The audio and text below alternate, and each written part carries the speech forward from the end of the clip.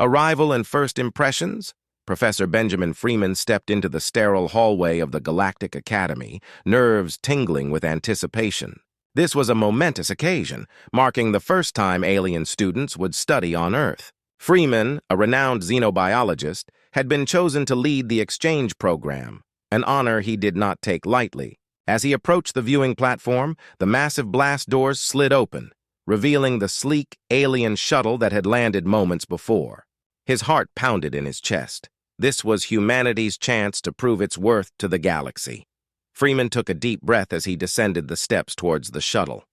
The Luran delegation, led by a tall, willowy figure named Cygnus, emerged. Cygnus had the characteristic silver eyes and slender frame of his species, exuding an air of superiority. Freeman extended his hand in the universal gesture of greeting, his voice steady despite the underlying tension.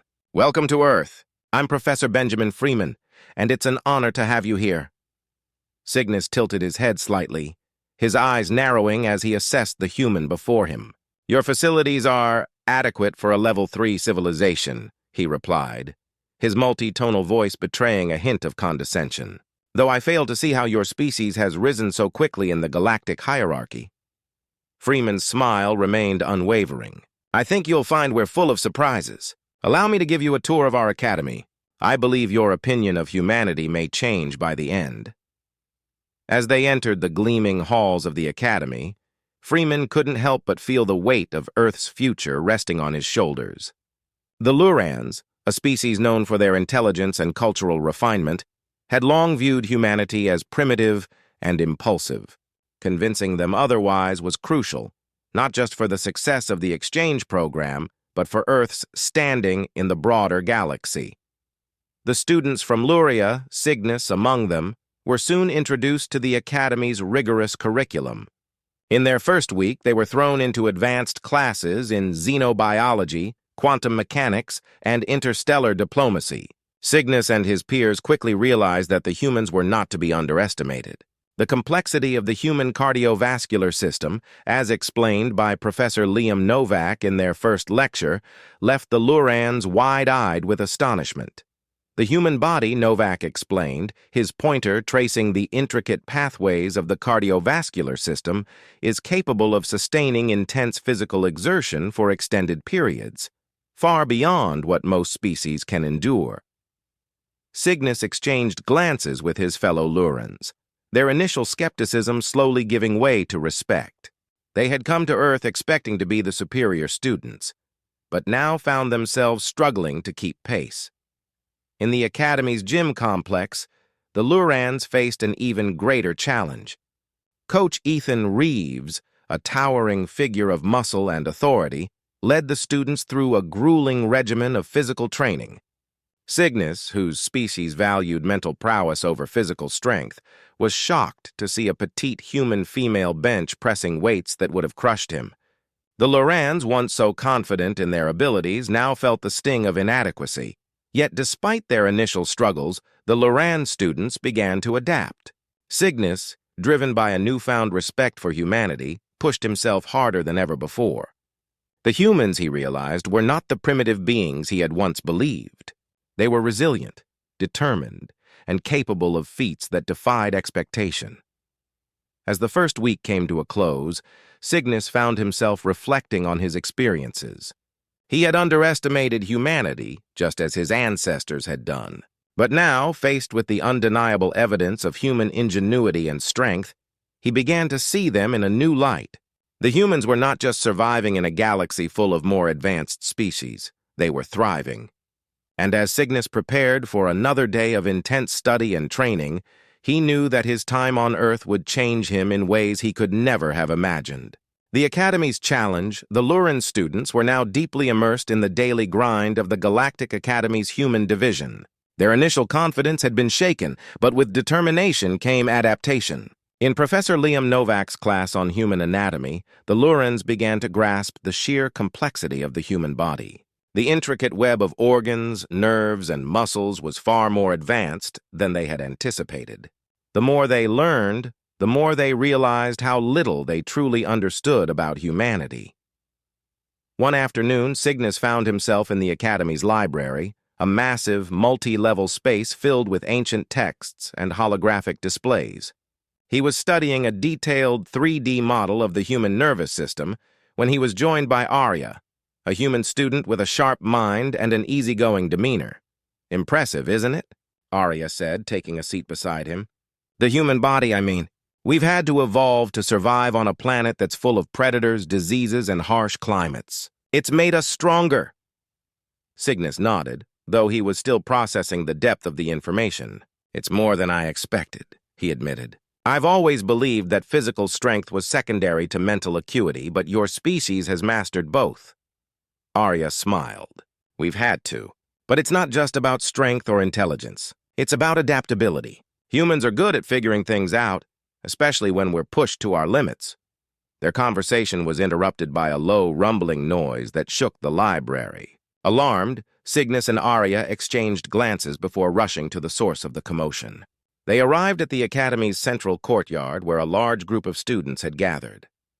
In the center of the crowd stood a Luran student, Vix, who had challenged Coach Ethan Reeves to a physical competition. Vix, driven by a desire to prove himself, had boasted that his species' mental superiority would easily translate into physical dominance. Reeves had taken up the challenge with a grin, confident in his own abilities. The competition was a test of endurance, involving a series of grueling exercises designed to push both participants to their limits. As the challenge began, it quickly became apparent that Vix had underestimated the coach. Reeves moved with the precision and power of a seasoned warrior, his muscles rippling as he effortlessly completed each task. Vix, on the other hand, struggled to keep up. The Luran's breath came in ragged gasps as he pushed his body to its breaking point. The crowd watched in silence as Vix finally collapsed to his knees, unable to continue. Reeves, barely breaking a sweat, extended a hand to help him up. "You did well," he said, his voice full of respect. "But strength isn't just about muscle. It's about heart, determination, and the will to keep going, no matter what." Vix looked up at the coach, his pride bruised but his respect for humanity growing. He took Reeves's hand and allowed himself to be pulled to his feet. The challenge had been a humbling experience, but it had also taught him an important lesson. The humans, he realized, were more than just physically strong. They were resilient in a way that he had never encountered before. As the days passed, the Luran students continued to push themselves, both mentally and physically. They trained harder, studied longer, and began to form bonds with their human classmates.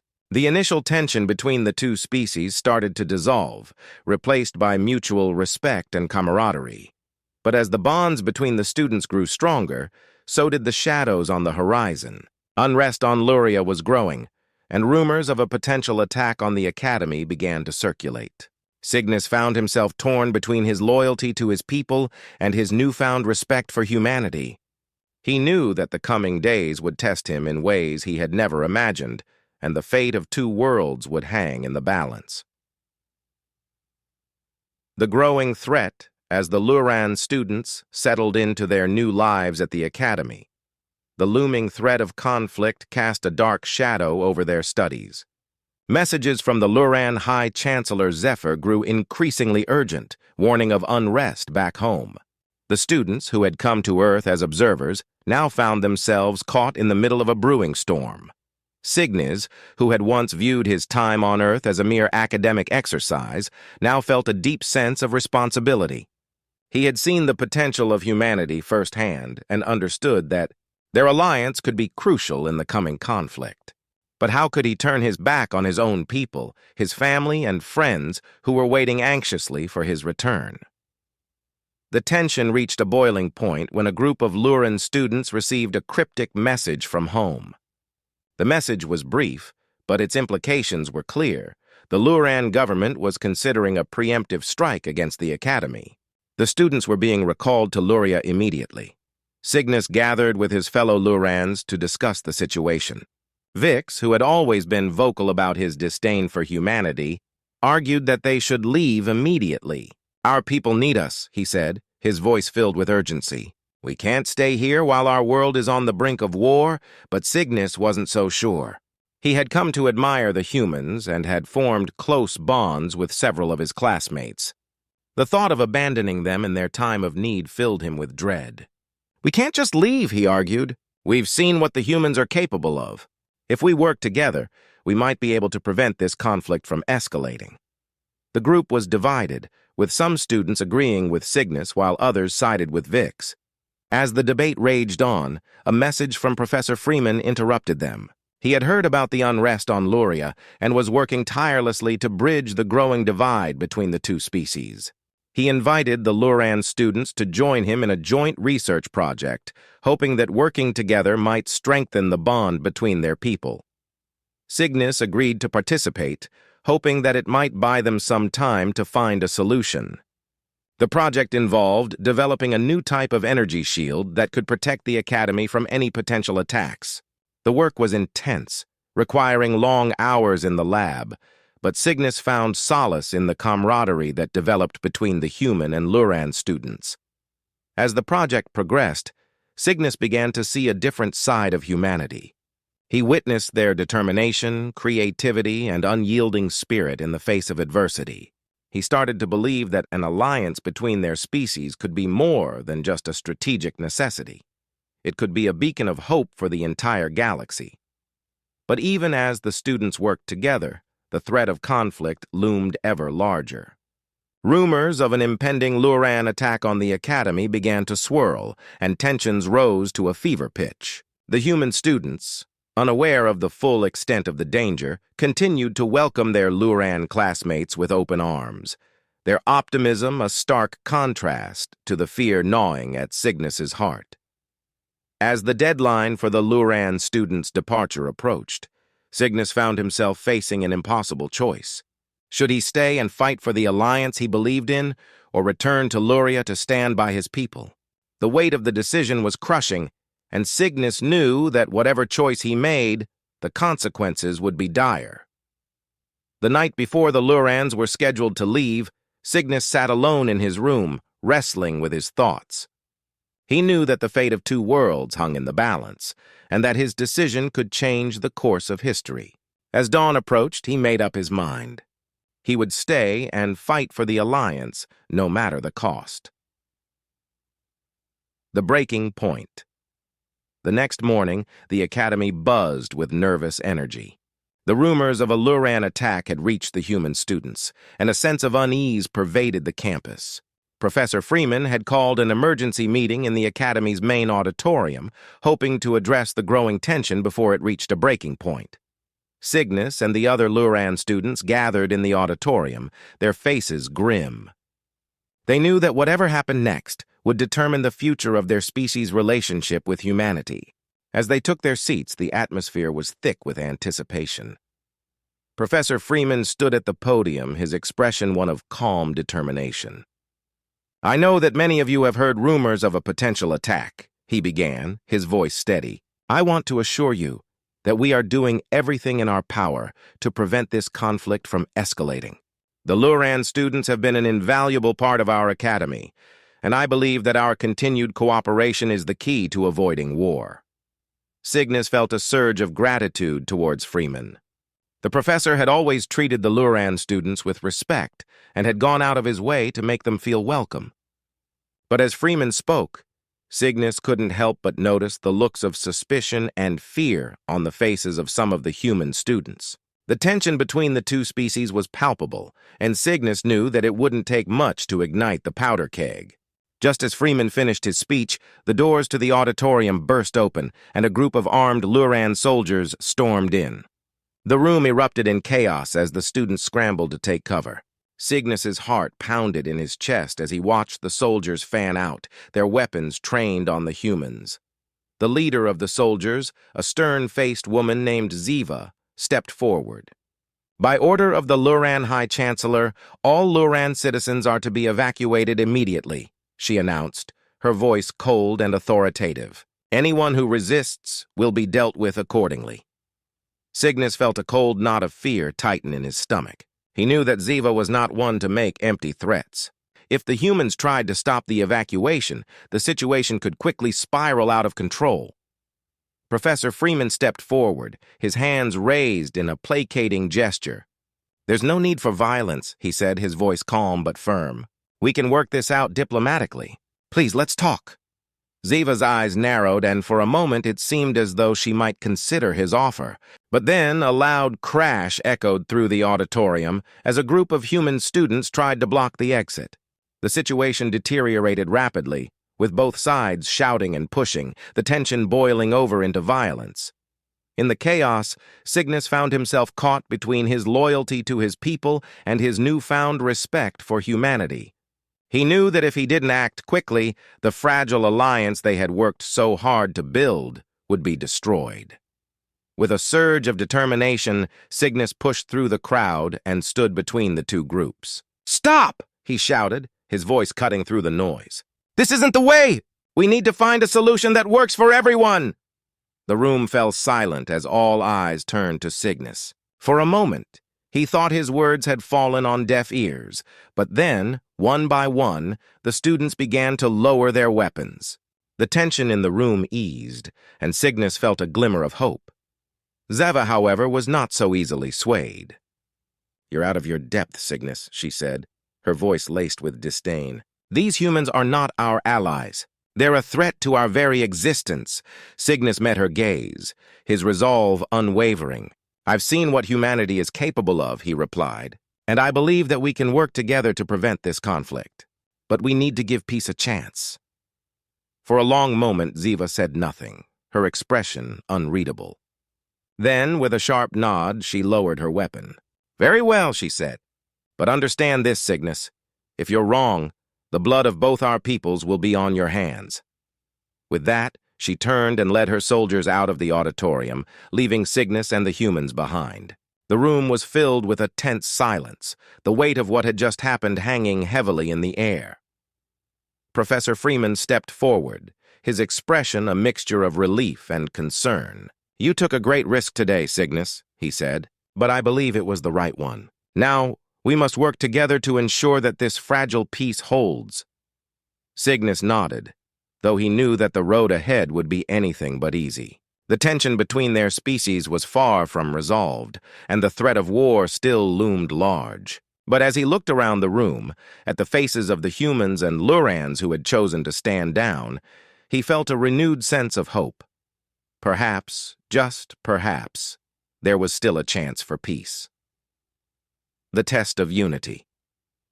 The days following the tense standoff in the auditorium were a whirlwind of activity. The academy became a hive of preparation, as both human and Luran students worked side by side to fortify the campus and develop contingency plans. The joint research project on the energy shield became the central focus, with everyone contributing their unique skills to ensure its success. Professor Freeman, seeing the dedication of both species, organized a series of team-building exercises to strengthen the bonds between them. One such exercise was a simulated diplomatic negotiation designed to test the students' ability to work together under pressure. The simulation was set up in the Academy's hollow chamber, a vast room capable of creating fully immersive environments. Cygnus and his team were pitted against a group of human students led by Axel Novak, a young man known for his quick thinking and strategic mind. As the simulation began, the teams were presented with a complex scenario, a resource dispute between two alien species with both sides on the brink of war. The goal was to negotiate a peaceful resolution while addressing the needs of all parties involved. Cygnus quickly realized that Axel was a formidable opponent. The human student's mind worked at lightning speed, anticipating Cygnus's moves and countering them with well-crafted arguments. The Luran team struggled to keep up, their diplomatic strategies falling short against Axel's relentless logic.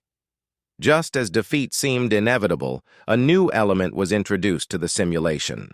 Professor Freeman's voice echoed through the chamber, announcing a sudden terrorist threat that could destabilize the entire star system if not addressed immediately.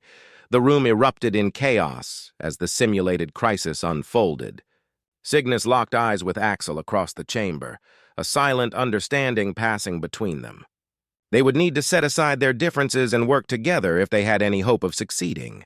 Axel took charge, his voice rising above the din. We need to form a united front. Lurans, humans, everyone. We're stronger together! Cygnus swallowed his pride and joined Axel at the central podium. Together, they crafted a plan that addressed the terrorist threat while preserving the delicate balance they had negotiated earlier. It was a tense, nerve-wracking experience, but in the end, their combined efforts paid off. As the simulation concluded, Professor Freeman announced the results. In an unprecedented display of cooperation, the combined human-Luran team has not only neutralized the terrorist threat, but laid the groundwork for lasting peace in the region. The room erupted in cheers, but Axel's smile was tempered with a hint of weariness. I studied Earth's great diplomats, he said, running a hand through his tousled hair. People who faced seemingly insurmountable odds and found a way through. It's not about being the smartest or the strongest. It's about understanding people, finding common ground. Cygnus nodded slowly, a new respect for humans blossoming in his chest. I never imagined I could feel so at home here, he admitted. But I've learned that unity isn't just about cooperation. It's about trust, understanding, and the willingness to see beyond our differences. As they left the hollow chamber, Cygnus felt a sense of accomplishment. The exercise had shown him that despite their differences, humans and Lurans could work together to achieve great things. But the threat of war still loomed, and Cygnus knew that their newfound unity would soon be put to the ultimate test. That test came sooner than expected. Later that evening, the Academy's long-range sensors detected multiple Luran warships approaching the edge of the solar system. The technicians in the control room paled as they realized the ships were on an intercept course with Earth. Panic spread quickly through the campus as news of the impending attack reached the students. The Academy was immediately placed on high alert, and evacuation plans were hastily implemented. But as the situation grew increasingly dire, Cygnus realized that there was only one way to prevent disaster. He and a small group of human and Luran students approached Professor Freeman with a daring plan. They would take one of the Academy's experimental spacecraft, a prototype designed by Arya, and attempt to intercept the Luran fleet before it reached Earth. It was a risky plan, with little chance of success. But as Cygnus looked at the determined faces of his friends, both human and Luran, he knew that they had no other choice. The fate of their world, and the fragile peace they had worked so hard to build, hung in the balance. As the launch bay doors slid open, revealing the star-studded expanse of space beyond, Cygnus felt a mix of terror and exhilaration. He glanced at his human friends, their faces set with determination, and knew that whatever challenges lay ahead, they would face them together. With a final deep breath, he strapped himself into the pilot's seat and prepared to embark on the most important mission of his life, the final battle. The experimental spacecraft, sleek and streamlined, shot out of the Academy's launch bay with a burst of energy. The crew, a mix of human and Luran students, was strapped in and ready for the harrowing mission ahead. Cygnus, at the helm, navigated through the darkness of space, his hands steady on the controls. Engaging stealth mode, Arya's voice crackled through the comms as she activated the ship's cloaking technology. This should keep us off their sensors for now. The ship's exterior shimmered, blending into the backdrop of space. The tension in the cockpit was palpable as they approached the Luran fleet. On board, the students were silent, each lost in their thoughts, mentally preparing for the battle that was about to unfold.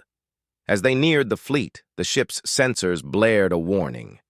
"Multiple bogeys on our 6, Ethan," a human student manning the weapon systems called out. "Looks like Zephyr is not letting us go without a fight." Cygnus's heart raced as the ship shuddered from the impact of enemy fire. "Evasive maneuvers," he ordered, his voice calm despite the chaos. Axel, seated next to him, worked furiously at the controls, rerouting power to the shields. "We can't outgun them," Axel muttered, "but we can outmaneuver them. We just need to hold on long enough to make the jump." The ship lurched forward, G-forces pressing the crew into their seats as they accelerated towards the jump point. The pursuing Luran ships fell back, their energy weapons splashing harmlessly against the rapidly expanding void between them.